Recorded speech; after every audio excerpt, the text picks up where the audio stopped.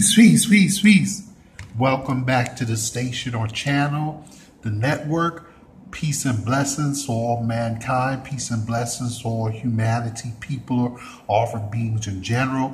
Peace and blessings, nothing but peace, love, and blessings to every man, woman, and child, all the positive peoples. This is the network for the positive ones, positive people, forward-thinking, bright, and progressive people of all walks of life. This is Brother Henry Against, soul conscious, back in time with another pristine, fine, and genuine new video. Delivering it to you in this online zone like a crisp out, fresh out of machine ice cream cone. You know who this is, you know what time it is. Positivity over negativity. I hope everyone's having a nice week and month so far. If not, I hope that it may improve. Remember to click the bell button, like, share, subscribe. If you have a positive cause, channel, endeavor you're involved in, let me know and I'll do the same for you as well, or program or offer thing collectively. I'm always a comment or email away. If there's any information you would like to discuss or convey with me, or you need additional help about the settings or issue or anything you would like to know about the networks or my other media, you can go to my about or discussion pages, or you can email any suggestions, comments, or questions to me anytime at 24/7 at lowercase ggNewtime at hotmail.com, lowercase henrythehardworker at gmail.com, or lowercase Henry or Hank Alpha Male 4400 at gmail.com. So anyway, let's continue. We're picking off with Sun Tzu's Art of War. As I promised at the end of this mini-series, I know it's a little tedious and lengthy. At the end of the mini-series, I'm going to do a mini recream and review to show how we can apply it to this arsenal in a positive way to aspects of our lives today. Continuing at section 9, the 9 situations about where we left off. I believe we left off approximately between about points 3 to 7, but just to be on the safe side, I'll continue with point 3. When he has penetrated into hostile territory, but to no great distance, it is facile ground or facile ground or facile ground. Pardon me, I'm not too sure how it's pronounced. Point 4 of section 9, or section 9 or 11. You know, of the 9 situations from Sun Tzu's Art of War. The 9 situations of Sun Tzu's Art of War, continuing point number 4. Ground the possession of which imports great advantage to either side is contentious ground. Point 5. Ground on which each side has liberty of movement is open ground. And, I apologize. This is volume 1 of my mini-series about part 9. So this way, you know, in case you didn't get a chance to see it in the description, you'll have an idea of the order so you can review each chapter or mini video if you like. Remember, that's the video part number, not the actual number from where I'm reading. There's a difference. Point 5. Ground on which each side has liberty of movement is open ground. Point 6.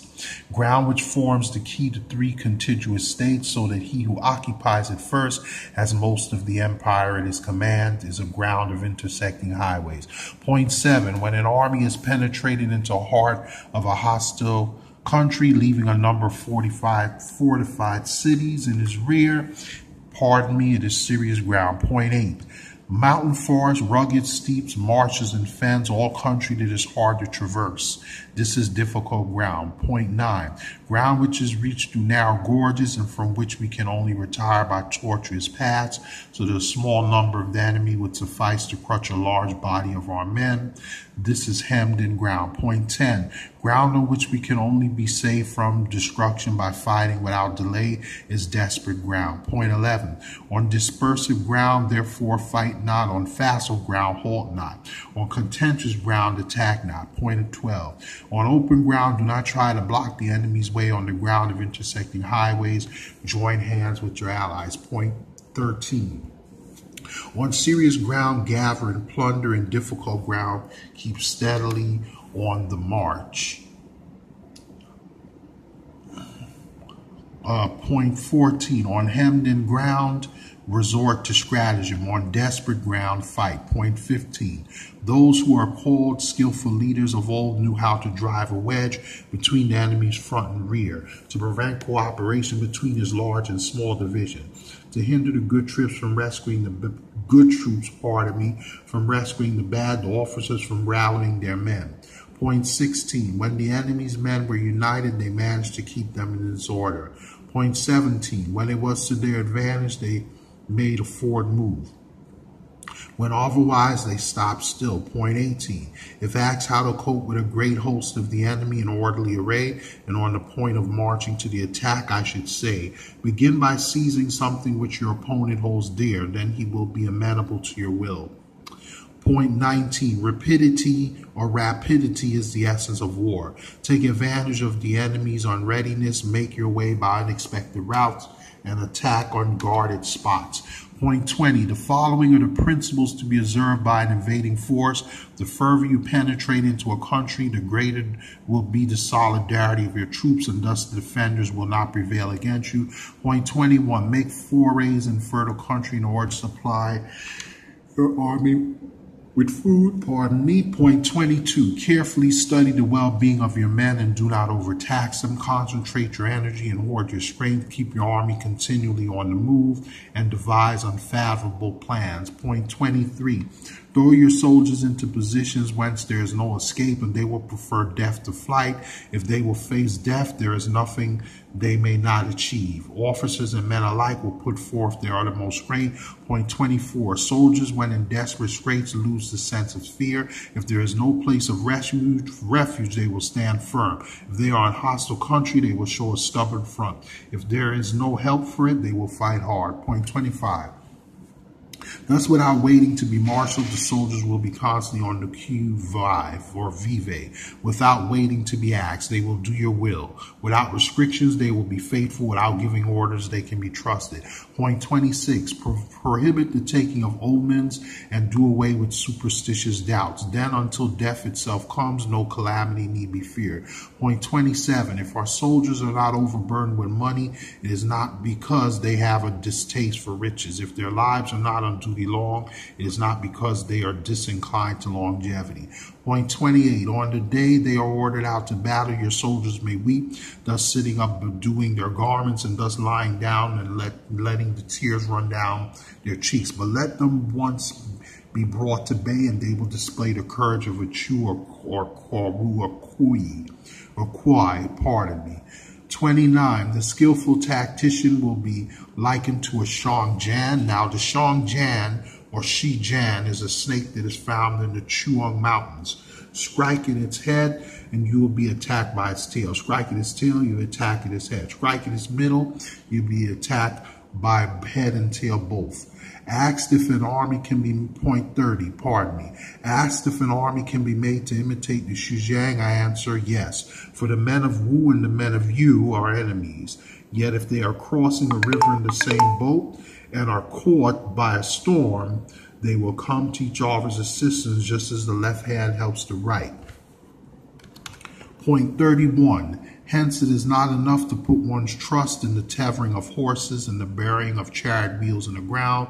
Point 32. The principle on which to manage an army is to set up one standard of courage which all must reach. Point 33. How to make the best of both strong and weak. That is a question involving the proper use of ground. Point 34. Thus the skillful general conducts his army just as though he were leading a single man, willy-nilly by the hand. Point 35. It is the business of a general to be quiet and thus ensure secrecy, upright and just, and thus maintain order. Point 36. He must be able to mystify his officers and men by false reports and appearances, and thus keeping them in total ignorance. Point 37. By altering his arrangements and changing his plans, he keeps the enemy without definite knowledge. By shifting his camp and taking circuitous routes, he prevents the enemy from anticipating his purpose. Point 38. At the critical moment, the leader of an army acts like one who has climbed up a height and then kicks away the ladder behind him. He carries his men deep into hostile territory before he shows his hand.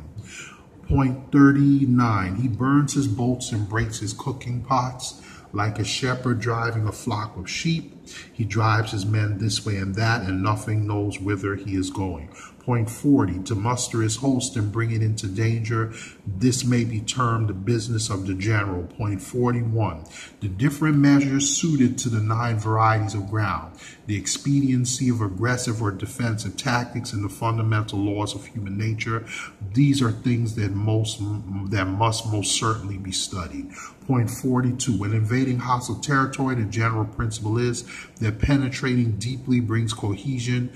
Penetrating but a short way means dispersion. Point 43, when you leave your own country behind and take your army across neighborhood territory, you find yourself on critical ground. When there are means of communication on all 4 sides, the ground is one of intersecting highways. Point 44, when you penetrate deeply into a country, it is serious ground. When you penetrate but a little way, it is facile or facile ground. Point 45, when you have the enemy strongholds on your rear and narrow passes in front, it is hemmed in ground. When there is no place of refuge at all, it is desperate ground. Point 46, therefore on dispersive ground I would inspire my men with unity of purpose. On facile ground I would see that there is close connection between all points of my army. Point 47, on contentious ground I would hurry up my rear.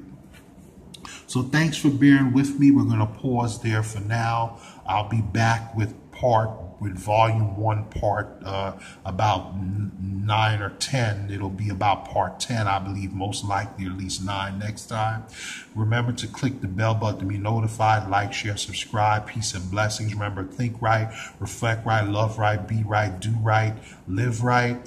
All the best in life to you and your loved ones, friends, relatives, acquaintances. Please spread the word about the channel. Like, share, subscribe, click the bell button. I'll do the same for you.